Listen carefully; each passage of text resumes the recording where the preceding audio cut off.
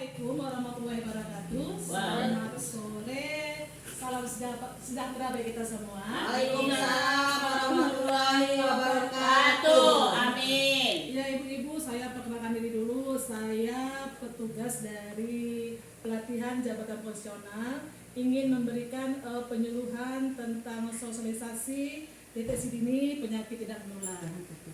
Di mana deteksi dini ini gunanya untuk men-screening para masyarakat yang datang ke Posbindu dalam melaksanakan screening kegiatan tersebut. Adapun kegiatan-kegiatan di deteksi dini ini kita ada pemeriksaan tekanan darah, kemudian ada cek gula darah, ada pemeriksaan lingkar perut, kemudian ada tinggi badan, dan ada juga tentang pemeriksaan kadar CO analyzer untuk untuk CO analyzer untuk pemeriksaan kadar darah rokok dalam darah. Di sini saya akan memperkenalkan dulu nih para kader-kader nih. Ini kader dari mana ya Pak Ibu ya? Saya dari Sibolga, Bu. Medan. Dari Medan. Borjot. Bagan. Dari Bagan. Ya, terima kasih telah hadir kemari dalam acara sosialisasi saya ini. Di sini kira-kira ibu-ibu kader ini pernah nggak mendengar apa itu Posbindu? Nggak pernah, Bu. Belum pernah. Indra Putih kira-kira ada pernah dengar Posbindu? Kadang dengar tapi nggak pilih sana. Iya. Iya Bu. Tahu nggak apa itu penyakit tidak menular ibu-ibu sekalian? Tidak tahu, Bu. Aku tahu penyakit tidak menular. Coba ibu beri contoh apa? Misalnya kalau penyakit tidak menular itu kita ini misalnya sakit. Kadang katanya di tensi darah tinggi itu kayaknya nggak menular. Kalau sakit, kalau demam menular, bisa demam tipus menular, gitu katanya Bu. Ya, baik, saya akan jelaskan sedikit ya agar ibu kader tidak salah paham dan memberitahukan apa sih penyakit tidak menular itu. Iya. Penyakit tidak menular itu atau disingkat dengan penyakit PTM itu ada beberapa penyakit seperti hipertensi atau tekanan darah. Kemudian ada penyakit gula darah. Ibu tahu penyakit gula darah atau diabetes mellitus kira-kira? Tahu deh, Tahu. tahu. Ya, Gula. kemudian sakit jantung dan pembuluh darah. Ya. Ada penyakit kanker. Di sini kita bahas tentang kanker serviks dan kanker payudara. Ya, kira-kira di keluarga kita ada nggak menderita penyakit kanker payudara, Ibu? Oh, enggak ada. Nggak ada. Belum. Ya. Terus kemudian ada penyakit apa lagi kira-kira Ibu? Dari penyakit menular tadi? Tipus. Tipus bisa masuk penyakit menular menular. atau tidak menular ya ibu-ibu ya? Menular. Menular.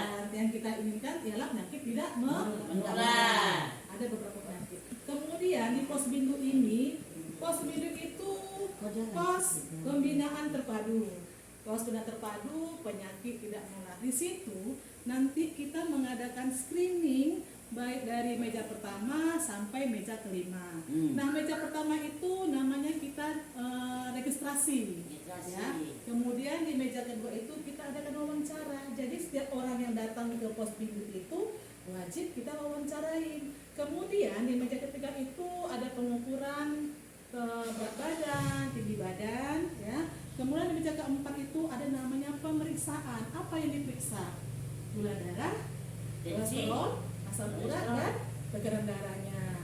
Nah, di meja kelima itu baru namanya edukasi, di konseling. Apa kira-kira keluhan ibu dari meja pertama sampai keempat? Nah, di meja kelima itulah kita perlu dikonselingkan dengan keluhan-keluhan atau temuan-temuan yang kira diperiksa itu yang sangat menunjukkan. Kemudian itu yang diwawancara itu apa sih kira-kira ibu kader? Tensi kita. Tensi kita, apa lagi? Apa riwayat kita? Apa pernah ada sakit yang lain-lain Iya, seperti bagus demam sekali. berdarah, apa gula darah, Gula darah, apa lagi? Ibu yang bentuk ini jantung masuk nggak, Bu? Enggak lah, bukan EKG. jantung, Jantung debar-debar, ya, debar-debar. benar jantung juga kita wawancarai. Jadi di wawancara itu ada 3 yang perlu kita pertanyakan. 1, riwayat keluarga, berarti ayah dan ibu kandung kita. Kemudian yang kedua ini apa? Riwayat diri sendiri, si pasien ini tertanya nih. Nah, ketiga apa? Faktor resiko. Apa faktor resiko kira-kira? Faktor resiko kita itu adalah misalnya makan banyak, kalau dia sakit gula, risiko tinggi yang pemacu. Ya, ya. Kedua, kalau kita makan garam terjadilah hipertensi. Iya. Kalau kita kebanyakan kurang O2 di kepala kita, kadang-kadang kita masa Jantung. bisa jantung, Iya. gitu ya Bu. Iya, benar sekali itu Bu ya. Jadi faktor resiko itu pemicu. Iya. Pemicu untuk penyakit kanker tadi apa ya? Pemicu untuk penyakit hipertensi tadi itu apa ya? Mungkin kata Ibu Kader yang bilang itu tadi seperti suka makan yang asin-asin, ini kan Ibu? Iya. Nah, itu faktor resikonya. Nah, dari 3 ini kita lihat peserta tadi, apa yang menonjol? Apakah orang tuanya sakit jantung misalnya? Ada. Turunan. Nah, ya turunan. Nah, kemudian adakah sependerita sendiri menderita penyakit jantung? Pernahkah periksa sebelumnya dia di klinik atau rumah sakit sehingga dia tahu bahwa saya sakit jantung gitu. Nah, kemudian faktor risikonya apakah dia perokok? Ya, Apakah suka faktor minum risiko. alkohol? Ya, faktor risiko. Faktor risiko itu ada beberapa macam ya. Satu itu kurangnya aktivitas fisik. Kemudian itu kurangnya olahraga dan olahraga ya. Kemudian kurang makan konsumsi sayur dan buah. Kemudian tadi apa lagi kira-kira? Suka minum alkohol. Nah, perhatikan Bapak Ibu di rumah mungkin ada minum alkohol. Alkohol itu bisa berupa bir ya Bu, tua, bir, dan minum-minuman keras yang bisa memabukkan. Kemudian nanti setelah di meja kedua, setelah dihasil semua diperiksa, kita pindah ke meja ketiga. Meja ketiga ini apa yang dapat itu pemeriksaan tingkat perut, tinggi badan, dan indeks berat perut. Nah, kalau untuk perempuan berapa sih tingkat perut yang ideal? 82 Bu. 82. Ada lagi yang bisa yang bantu? Kurang besar dia 590. Ada lagi kira-kira ibu yang di bab ini, yang manis ini apa namanya ya ibu? Apa email? Kira-kira berapa Bu? Yang normal yang untuk tingkat perut perempuan? 80 ya, bagus sekali. Nah, kalau lelaki berapa kira-kira? 90. 90. Alhamdulillah, kader-kadernya pinter-pinter. Oh iya. Aku udah belajar Bu. Iya, bagus. Nah, jadi setelah pengukuran di meja kita masuk ke pemeriksaan. Apa yang diperiksa di meja keempat itu satu, ini tekanan darah.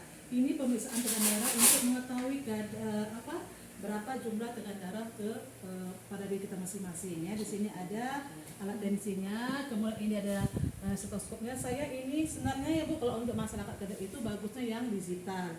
Karena saya punya karena saya ini. Kemudian untuk pemeriksaan gulanya, ini ada alatnya ya Ibu, ada gula darahnya. Nanti bagaimana cara penggunaannya akan saya jelaskan ya. Ini ada alkoholnya, ini ada sticknya. Ya, kemudian ada lagi pemeriksaan lain seperti untuk CO laser untuk mengetahui jumlah CO dalam darah kita. Kemudian di meja setelah kita 1, 2, 3, 4 masuk ke meja 5. Nah, tadi meja 5 tadi apa tuh? Koordinasi apa? Konselingnya. Ya, jadi setiap peserta yang datang yang sudah kita daftar, kita wawancara, sudah ukur, kita periksa itu masuk ke meja 5. Apa yang di meja 5 kita lihat? Kita lihat keluhannya, apa masalah yang tertinggi di situ. Misalnya tadi tensinya tinggi 150. Nah, terus dia kurang gerak tuh, makan sayur nggak suka, tapi suka yang makan asin-asin. Nah, nanti di meja kelima itu Ibu Kader bisa konselingi deh, apa yang perlu konseling situ. Kira-kira kalau masalah makanan, apa kira-kira yang harus kita suluhkan, kita edukasikan? Masalah apanya? Masalah? Kalau masalah makanan itu apa yang kita atur? Maksudnya apa Bu? Tensi tinggi kah? Ya. Kalau tensi tinggi itu makanan buah-buahan lah yang ringan-ringan. Ya, itu seperti termasuk timun, dengan ya kan Bu? Ya, termasuk dengan dietnya. Dietnya. Iya.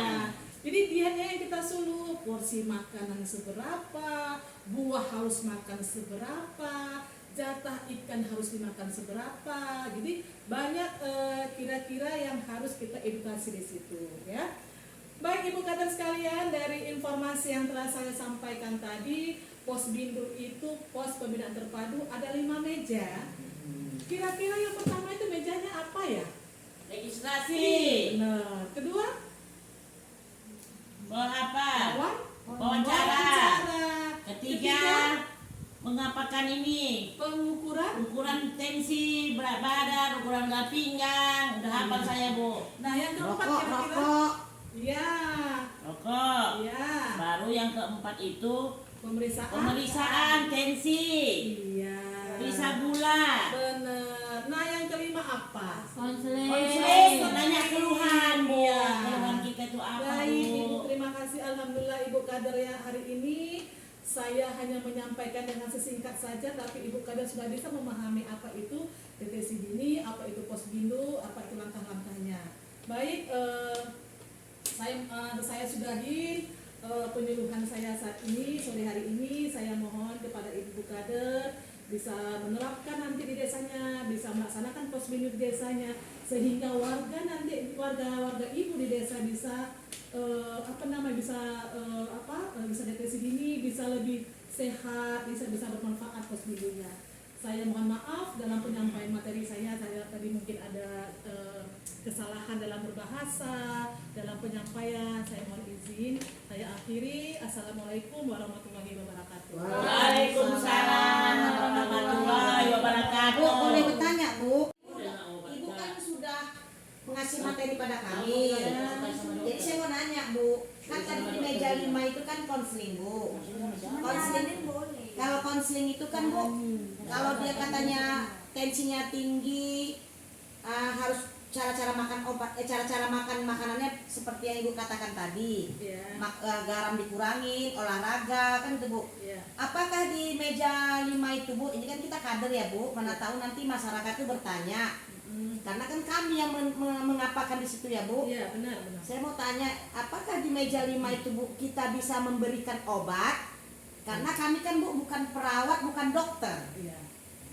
Ya, baik, terima kasih pada Ibu Supiah ya. Iya. Untuk pelaksanaan deteksi posbindu ini memang kita harapkan kader semua melaksanakannya, baik dari meja pertama sampai meja kelima. Nah, untuk pemberian obat kita tidak ada memberikan. Kenapa? Itu ada tupoksinya, dinas kesehatan atau puskesmas.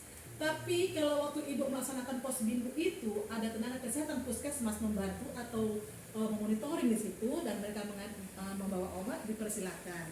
Tapi kalau untuk clear murninya kader tidak boleh memberikan obat. Iya. Hanya mengedukasi, mengkonseling, dan apabila pasien ditemukan itu ada yang memang tensinya terlalu tinggi, itu boleh dirujuk. Jadi memang ada format rujukan, diarahkan ke puskesmas mana.